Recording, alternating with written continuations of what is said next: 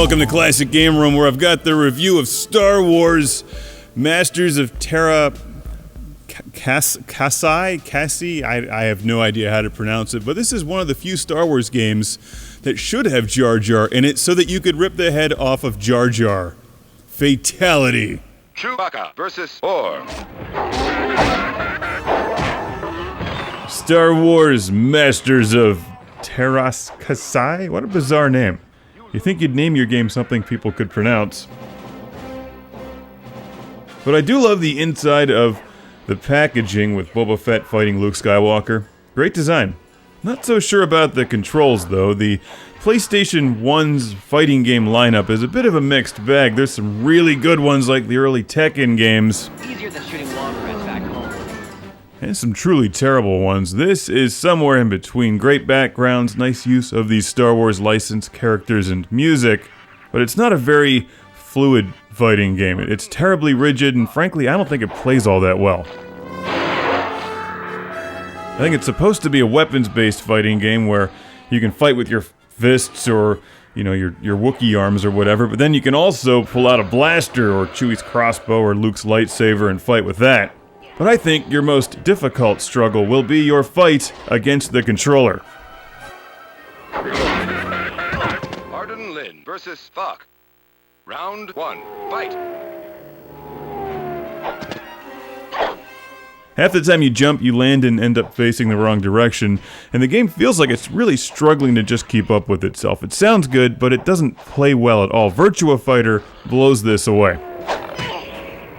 And the overwhelming majority of the good moves need to be pulled off with button combos that frequently just don't work.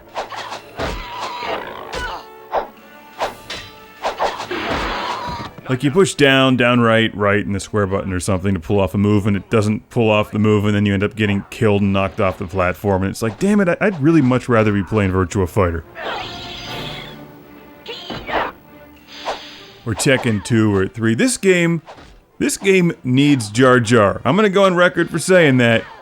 Here's a video game that could use Jar Jar as a punching bag, so you could decapitate him and shove his head down his neck. I'd better be getting paid for this. Also, I'm deeply offended that Luke Skywalker is not invincible in this game. He's the frickin' star of Star Wars. He's a Jedi Knight with a lightsaber. You'd do more damage playing as an Ugnaught with a squirt gun. While there's a number of good Star Wars characters to choose from, like Han Solo and Chewbacca and Boba Fett, where's Lando Calrissian? How do you expect a Star Wars game to be Lando without Lando? Like, Lando Calrissian should just float into the room and be like, I'm the administrator of this facility, and everyone's head should just explode. Fatality, he wins, every time.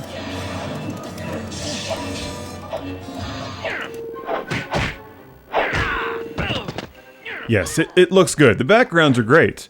The music is good, obviously. How do you screw up the Star Wars music? But the fighting, well, the fighting is the game's weak point, and that's kind of a problem, seeing as how it's a fighting game. Even pre-screwed up prequels Darth Vader can't save this one. So here's what you do to fix this one. Go back in time and reskin Bushido Blade with all of the Star Wars characters. Problem solved.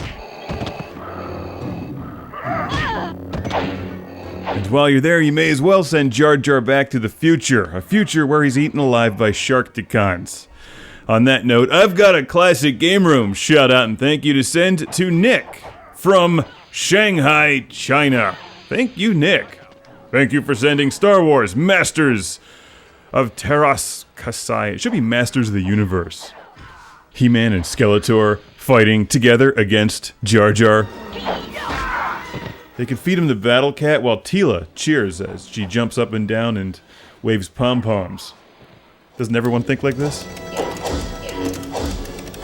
Far from the best Star Wars game and not even close to the best fighting game. Although I do like the Konami Hyperstick. Watch my review of that thing. May the Force be with you.